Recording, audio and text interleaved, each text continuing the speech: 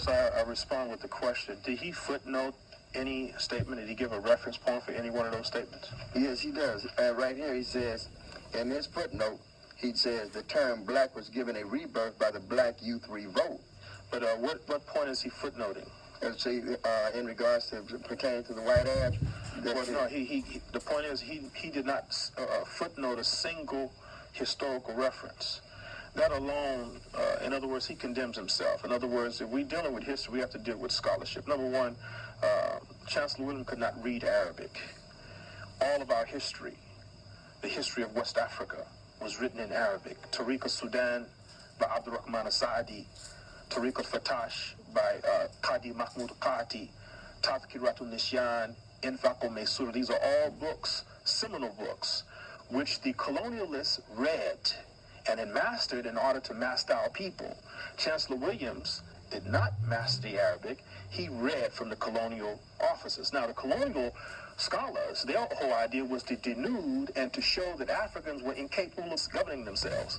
Consequently, they purposely distorted our history with nothing but historical fallacies. Chancellor Williams inherited from that tradition. He did not footnote any point he made there. He didn't give any single footnote. The fact is this. Qala Rasulullah alayhi salatu wasalam, our messenger of Allah said, Bu'ithtu ila al-aswad wal-ahmar. I have been sent to the red and the black. I've been sent to the red and the black.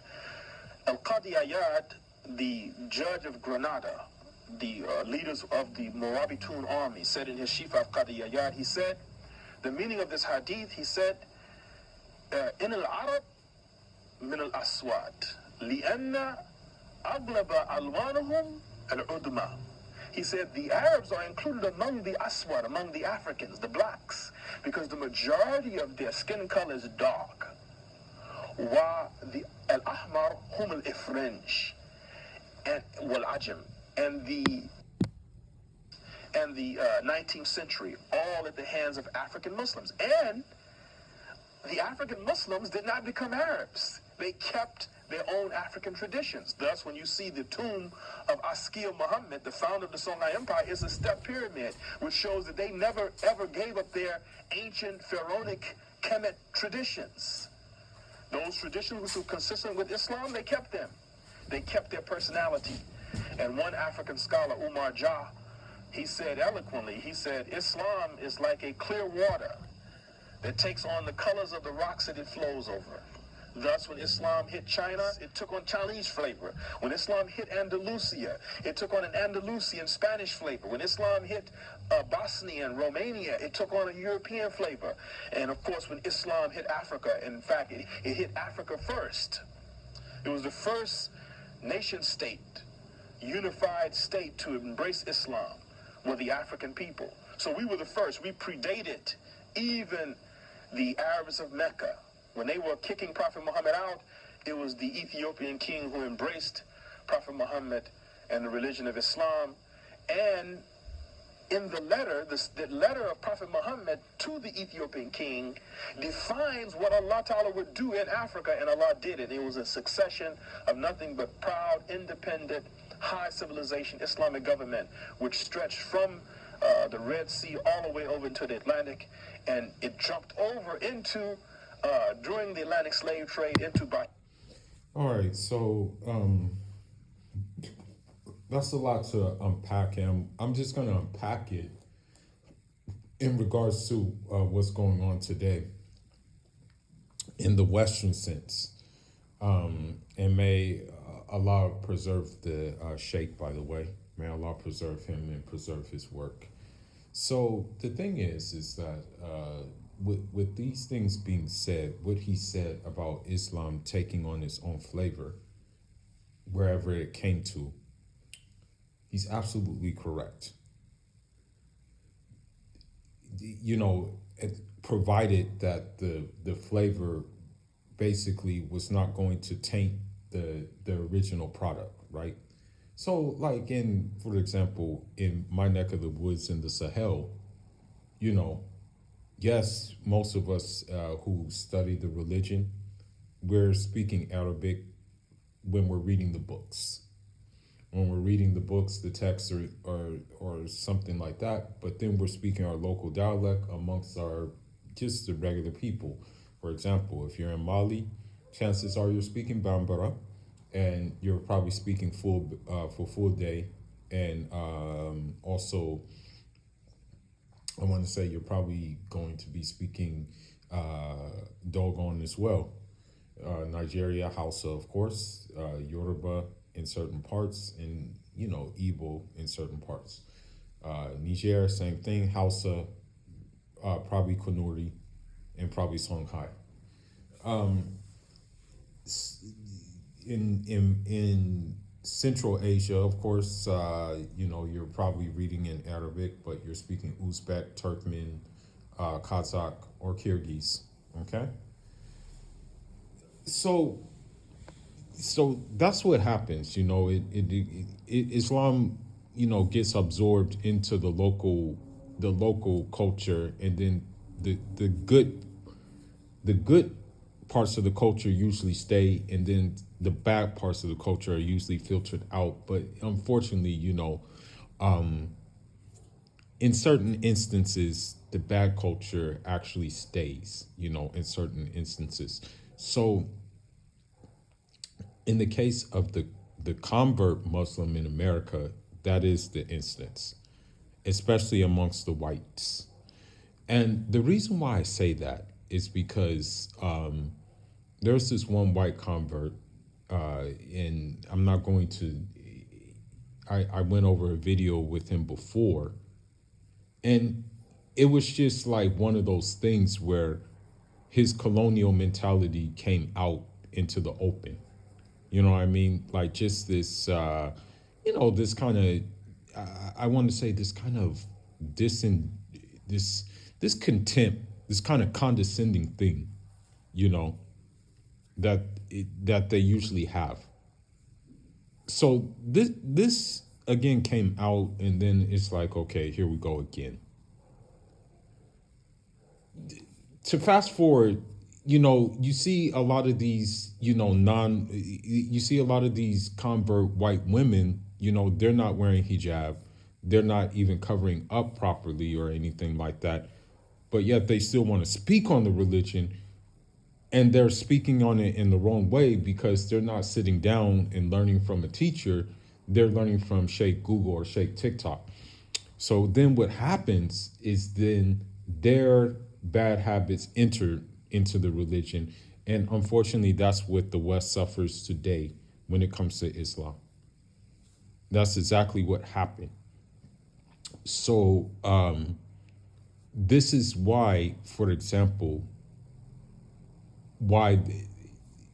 in my opinion, why they're trying to push it into less developed countries, including my home country.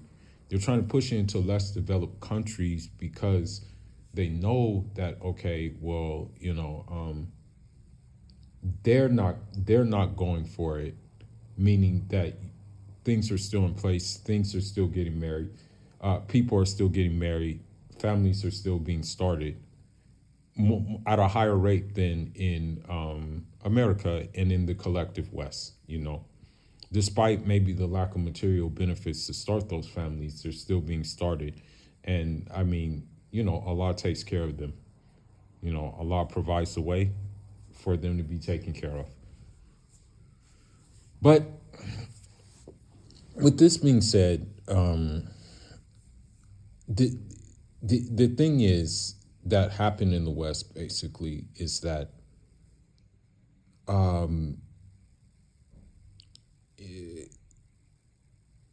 not only did it not filter out the bad things,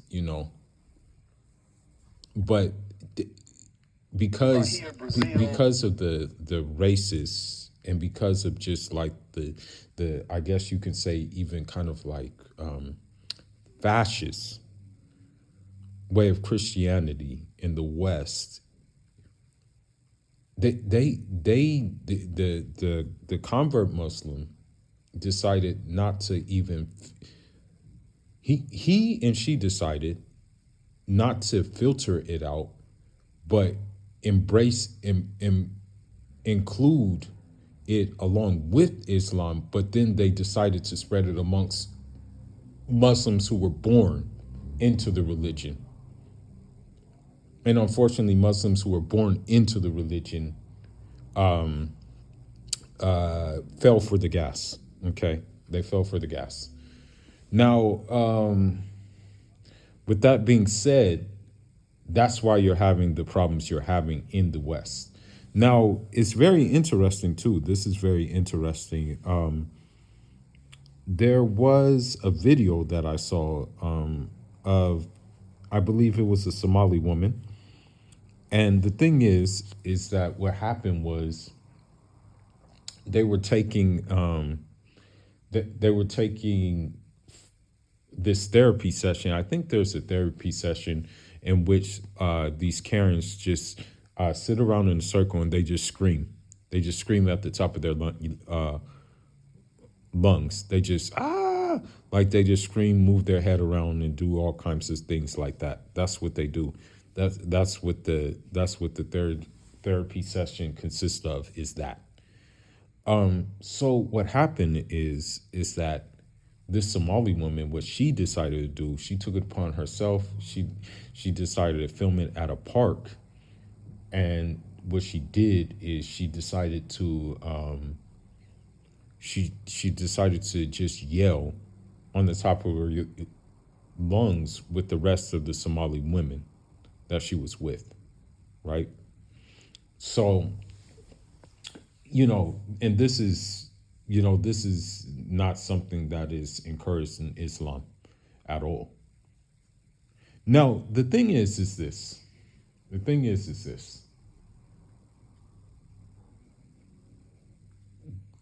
Islam takes consideration of urf and adat, which means it's like custom, which means customs, and as provided those customs are not a bad thing, provided that those customs are not harmful, provided that those customs, like, for example, there's not really a clear-cut answer for it in the Kitab or Sunnah, right? So, for example, and this is just something that I'm going to use. I follow the minhaj of Shehu Damfodio, Rahimahullah. I tried my best to follow that minhaj, Rahimahullah. And so in his works, what you'll see is situations where people will do things and you're like, yo, why did they do this? And one of those situations was with his son. What happened is his son started wearing luxurious clothes. He started wearing luxurious clothes and things like that. And the previous generation, though, that wasn't something that they needed to do because their characters outweighed the type of clothes they wore. That's what happened most of the time. Okay, this is how it worked. But the reason why he needed to wear luxurious clothes is so that people can respect him, his subjects. Because I guess certain people, he didn't look, he had to look the part, in other words. And the same thing happened with Muawiyah. When Umar visited Muawiyah, he was dressed in luxury. And he said something similar. He said, yeah, I have to do this because it's the only way that the people will respect me, right? So it was allowed. Now, if we look at the urf and adat of today in the modern world, okay, because certain hadith say don't ask about a person's past, things like that. I get it. I know this is said, but if we look at the climate of today, you do have to ask, okay? You do have to ask. And the reason why you have to ask is because there's another concept in fiqh, I think it's called qiyas. And there's another concept in fiqh. Hold on, let me find it real quick. I forgot the name. Because I'm going by fiqh rulings. I'm not going by like, because the way I look at it is that with the red pill and things like that, yes, there are some things that are kind of adjacent to Islam, but a lot of the stuff is not adjacent to Islam. That's the thing. So that's why I try to use the original sources for when it comes to my research in terms of Islam and all of that stuff. So just give me a moment, and I'm going to look and see if I can find what it is that I'm looking for that talks about something that you know, let me see. Let me find it real quick. Hold on. Just give me a minute.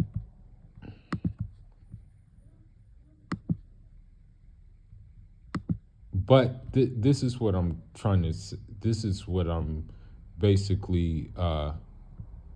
What I'm trying to say is that, you know, the white convert comes in, you know, with their entitlement, with their sense of superiority, and unfortunately, instead of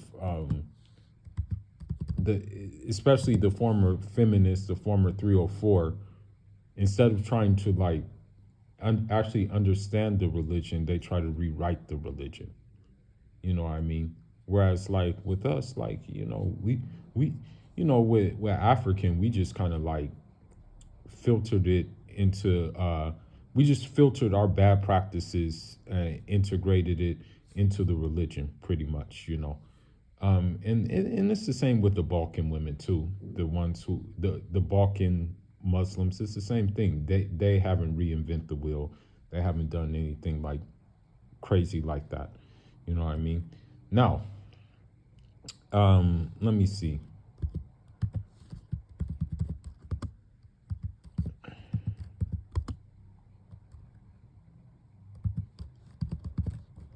Hold on.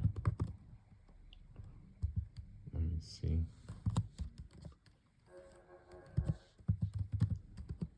And I'm gonna end this video on that note, on this note, when I find it. So, so there's something we have called there's something called there's a couple of things basically. There's actually a couple of things that we have to consider, because I'm just taking from it from a Maliki. I'm taking from it from a Maliki form. You know, I'm taking it from Maliki sources, because I myself am trained in Maliki fiqh, you know what I mean? So I'm just taking it from these sources, you know, because I don't want to talk about another madahid and then I don't know nothing about that, you know what I mean? So that's why I'm using this. So basically,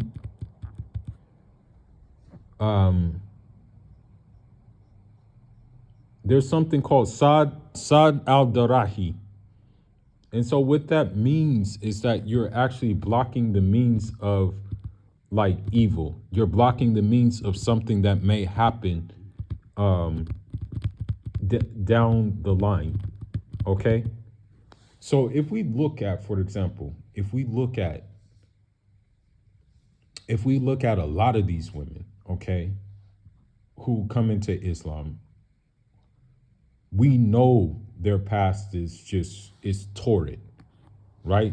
But we know that Allah forgives their past. But if you know kind of deep inside, and maybe this is a bad way of thinking about it, but if you know deep inside that they have a past and that past is going to affect them, then perhaps you know that you should just be like, nah, I'm good on that. I'm not going to court them, you know.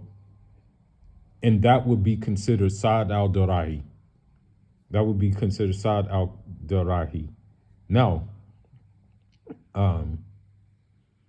you look at another thing, al-masali, al-mursala. And what that is public interest. So, if you know, for example, if you know that it's all bad, okay? If you know it's all bad and things like that, you know that these things, the divorces are skyrocketing. If you know that, for example, these women are feminists or whatever the case may be, these women are involved in the gender war, then public interest would be not to marry these women because you know it's going to be a mess afterward. You know that it's going to create broken homes afterward. And we're not supposed to think like this because, yes, marriage is half of the deen. We know this.